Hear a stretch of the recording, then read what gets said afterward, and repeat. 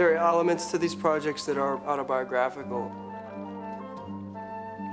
I consider all of the things that I work with attractive to me. You know, whether they repulse me or not, I'm very, very attracted to them.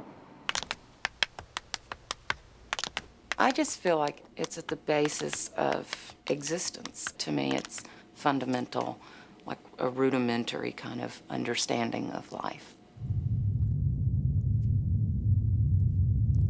I recognize in him a certain kind of energy and youthful exuberance. He's a person who just wants to follow the imagination of his own work. A system that has an internal logic. Freudian narratives, consumer and a producer. Violence, sexually driven. NFL films, these are things that I think about.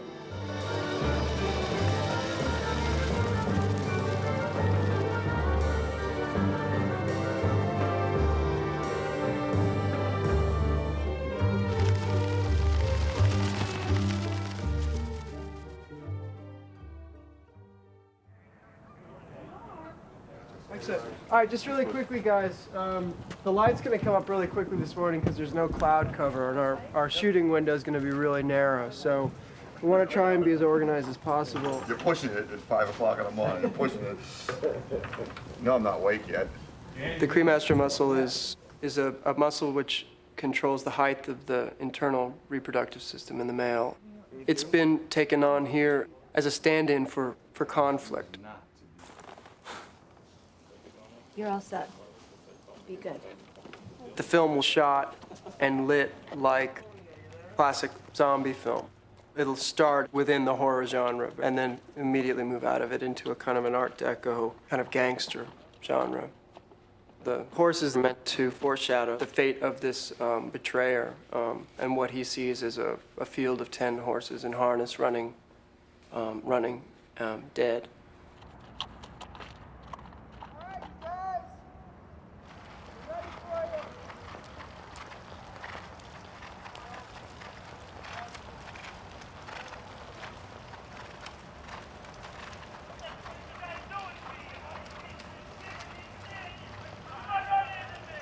Well, they're making a film, and I'm not too certain what the film's about, but I guess this is a dream sequence, and that's why they have the horses with this spandex clothing on them. It was all choreographed, so we were all instructed where to finish. Luckily, I'm gonna win it.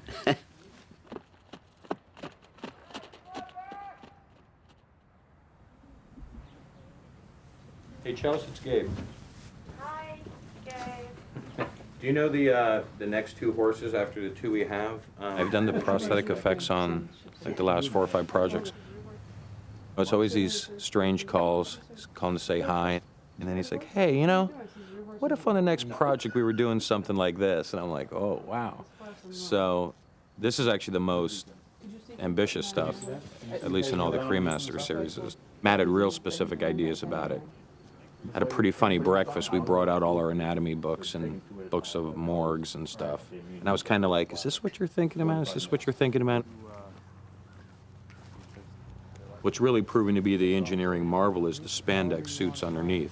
Super stretching spandex, 4-direction, reinforced with zippers and buckles. Layers of skin are then sewed on, and then we dress it and tear it and burn it to make sure that they all look different. You know, they're all same pedigree, but they're all, you know, have their own identities. Because these were full body suits that the horses were wearing, and they were absorbent, they were filling up with sweat. The horses were becoming fatigued and, you know, and overheated. So we would do takes, you know, a take, 2 takes, and the vet would say, "That's it. They need to rest. The suits need to come off," and that's what we would do.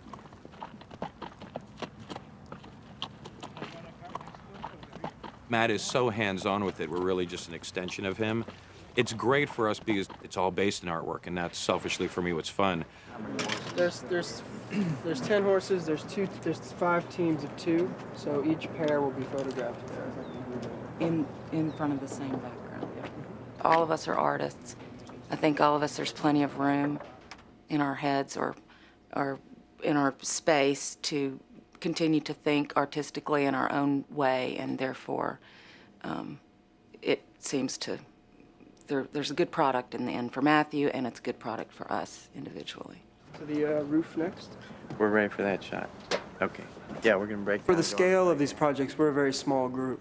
I think because of that fact, it's quite family. It feels a bit like a family. We needed a steward and we needed a presiding judge. And I called my father and asked him to play the presiding judge, and he brought a close friend of his into the role of the steward. Okay. So it's 2 shots. First shot, the canister comes down to you. You open it up, you look at it, cut. Actually, could you come forward again? Yeah, that's better. Looking up.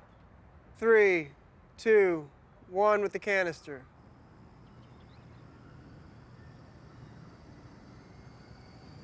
He was always been very focused, always had goals in front of him, and would work very diligently to get there. And cut. Excellent. You happy with that? Yeah. I Go right watched into the him second at shot. work, which was absolutely fascinating to see how he can put things together. So, Matt, where you want to set up? Thinking over here. It's both the artistic side and the business side. He seems to have both going for him. And cut. Gorgeous. Okay. He didn't really show the artistic side of himself until later. Looking back, he wanted to be a plastic surgeon, and it's probably better he went into art. He just goes out and does things. I don't know what it is. He doesn't seem to have some of the fears that the rest of us do. He just seems to go straight at it and find a way to do it.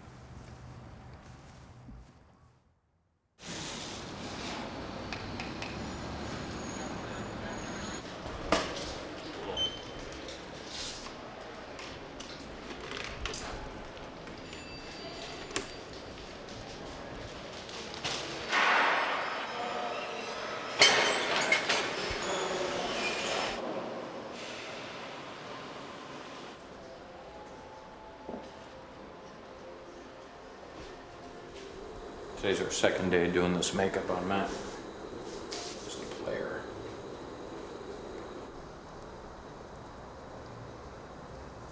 For this makeup, Matthew wears a prosthetic of his lips blown open and the gums shattered. And then I use what's called PAX, and gives him the strange skin tone. And then we model with airbrush the strange red veins on it to give it a kind of an organic life underneath the plastic feel.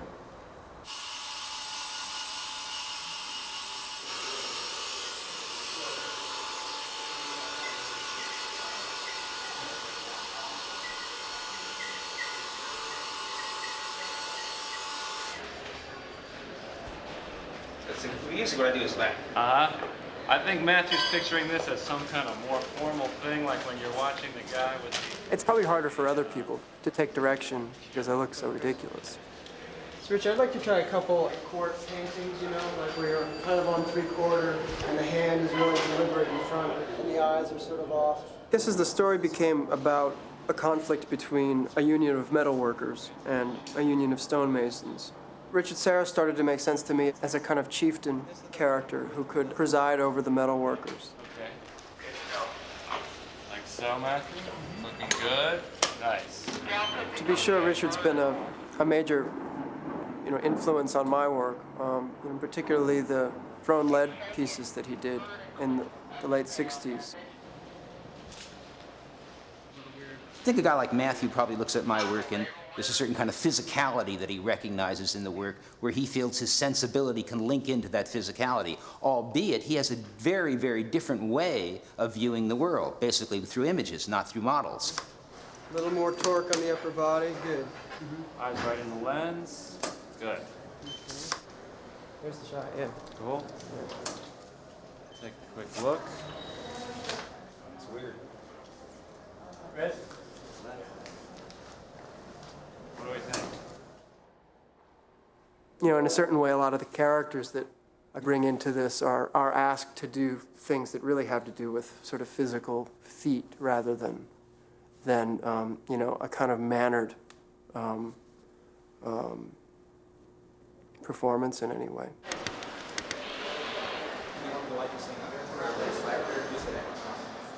Okay, let's do it. Just lock it up, guys. 3, 2, 1, start the boom, and action.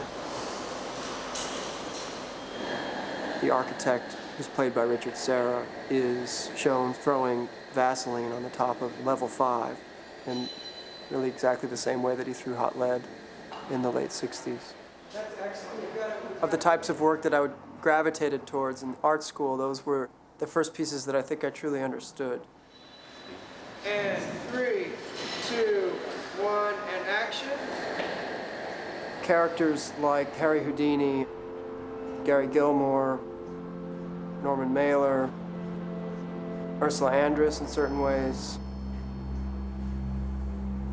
have a kind of physicality in common about the way that violence is sublimated into form somehow. You know, which is, for me, what Thrown Lead is. And I think that as a theme is sort of central to what my project is about. I think we're just trying to get it right, for the scene to work, without, passing any judgment on it, really.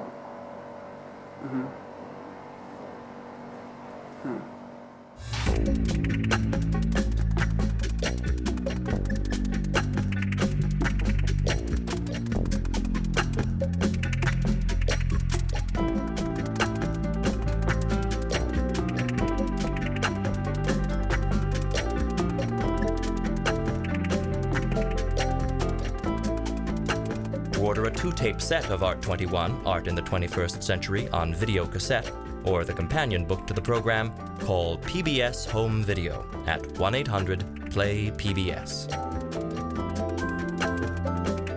To learn more about Art 21, Art in the 21st Century, and to download the free teacher's guide, please visit PBS online at pbs.org.